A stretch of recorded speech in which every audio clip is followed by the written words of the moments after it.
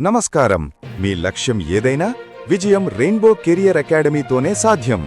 రాబోయే పరీక్షల్లో వచ్చే టాప్ 10 కరెంట్ అఫైర్స్ ఇప్పుడు చూద్దాం.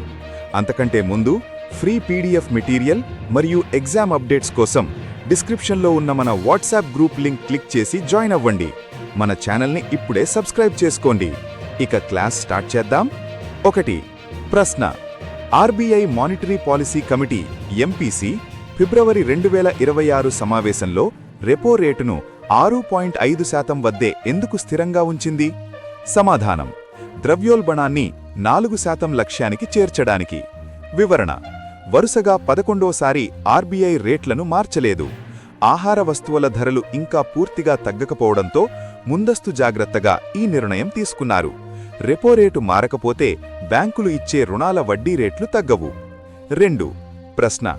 ఇస్రో ఐఎస్ఆర్ఓ గగన్యాన్ ప్రయోగంలో భాగంగా ఇటీవల పరీక్షించిన క్రూ ఎస్కేప్ సిస్టమ్ సిఈఎస్ ప్రాధాన్యత ఏమిటి? సమాధానం: అంతరిక్ష యాత్రలో వ్యోమగాముల ప్రాణాలను రక్షించడం. వివరణ: రాకెట్ ప్రయోగం సమయంలో ఏదైనా సాంకేతిక లోపం తలెత్తితే వ్యోమగాములు ఉన్న మాడ్యూల్ రాకెట్ నుంచి విడిపోయి సురక్షితంగా సముద్రంలో పడేలా ఈ వ్యవస్థను రూపొందించారు. దీనినే ప్యాడ్ అబార్ట్ టెస్ట్ అని కూడా అంటారు. 3. ప్రశ్న. 2026 ఖేలో ఇండియా వింటర్ గేమ్స్ వేదికైన గుల్మార్గ్ ప్రాముఖ్యత ఏమిటి? సమాధానం: ఆసియాలోనే ప్రసిద్ధ స్కీయింగ్ గమ్యస్థానం. వివరణ: జమ్మూ కాశ్మీర్లోని బారాముల్లా జిల్లాలో ఉన్న గుల్మార్గ్లో 5వ ఎడిషన్ వింటర్ గేమ్స్ జరుగుతున్నాయి. ఇది పర్యాటకాన్ని పెంచడంతో పాటు మంచు క్రీడల్లో భారత క్రీడాకారులను అంతర్జాతీయ స్థాయికి సిద్ధం చేస్తుంది. 4. ప్రశ్న. భారతదేశంలో రామ్సర్ సైట్ల సంఖ్య 98కి పెరిగింది కదా? అసలు రామ్సర్ కన్వెన్షన్ ఎప్పుడు, ఎక్కడ జరిగింది? సమాధానం: 1971 ఇరాన్లోని రామ్సర్ నగరం. వివరణ: చిత్తడి నేలల పరిరక్షణ కోసం జరిగిన అంతర్జాతీయ ఒప్పందం ఇది. ఫిబ్రవరి 2న వరల్డ్ వెట్లాండ్స్ డే సందర్భంగా భారత్ కొత్తగా సైట్లను జోడించింది.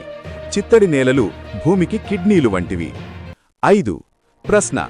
ఆర్బీఐ అంచనా వేసిన 7% జీడీపీ వృద్ధి రేటుకు ప్రధాన కారణాలేమిటి? సమాధానం: పెరిగిన తయారీ రంగం, మ్యానుఫ్యాక్చరింగ్ మరియు మౌలిక సదుపాయాల కల్పన. వివరణ: ప్రభుత్వం బడ్జెట్లో మౌలిక సదుపాయాల కోసం చేసిన భారీ కేటాయింపులు, దేశీయంగా వస్తువుల వినియోగం పెరగడం వల్ల భారత ఆర్థిక వ్యవస్థ 2026లోనూ పటిష్టంగా ఉంటుందని ఆర్బీఐ గవర్నర్ శక్తికాంత దాస్ తెలిపారు. 6. ప్రశ్న.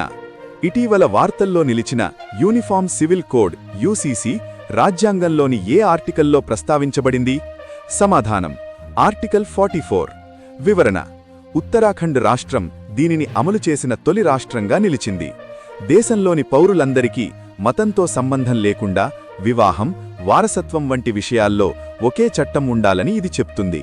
ఇది ఆదేశిక సూత్రాలు డిపిఎస్పీల భాగం. 7. ప్రశ్న. 2026 నాటికి భారత ఎనర్జీ మిక్స్లో పునరుత్పాదక ఇంధనం, రిన్యూవబుల్ ఎనర్జీ వాటా ఎంతకు చేరుకోవాలని ప్రభుత్వం లక్ష్యంగా పెట్టుకుంది? సమాధానం: 50% వాటా వైపు అడుగులు. వివరణ: సోలార్ మరియు విండ్ ఎనర్జీ ద్వారా 500 గిగావాట్ల సామర్థ్యాన్ని 2030 నాటికి సాధించాలని భారత్ లక్ష్యం. ఫిబ్రవరిలో గుజరాత్ మరియు రాజస్థాన్లో మరిన్ని కొత్త సోలార్ పార్కులు ప్రారంభించబడ్డాయి. 8. ప్రశ్న. అంతర్జాతీయ వ్యాపారంలో భాగంగా భారత్ ఏ దేశంతో డిజిటల్ కరెన్సీ సిబిడిసి ద్వారా చెల్లింపుల ఒప్పందం చేసుకుంది? సమాధానం: యునైటెడ్ అరబ్ ఎమిరేట్స్. వివరణ: డాలర్తో సంబంధం లేకుండా లోకల్ కరెన్సీ మరియు డిజిటల్ రూపాయి ద్వారా వ్యాపారం చేయడం వల్ల లావాదేవీల ఖర్చు తగ్గుతుంది. ఇది భారత రూపాయిని అంతర్జాతీయంగా బలోపేతం చేస్తుంది. 9. ప్రశ్న. ఇటీవల central board of film certification CBFC కొత్త రీజనల్ ఆఫీస్ను ఎక్కడ ప్రారంభించాలని నిర్ణయించారు? సమాధానం: చండీగఢ్.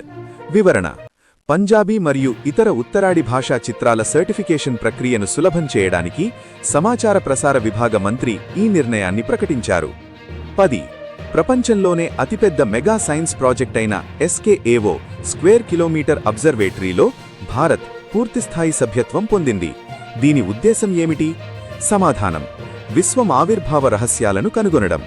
వివరణ: ఇది ప్రపంచంలోనే అతిపెద్ద రేడియో టెలిస్కోప్ ప్రాజెక్ట్.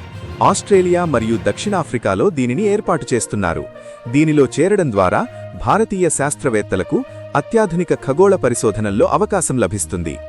చూశారుగా మిత్రులారా, ఈ టాప్ 10 కరెంట్ అఫైర్స్ మీ ప్రిపరేషన్కు ఖచ్చితంగా ఉపయోగపడతాయి.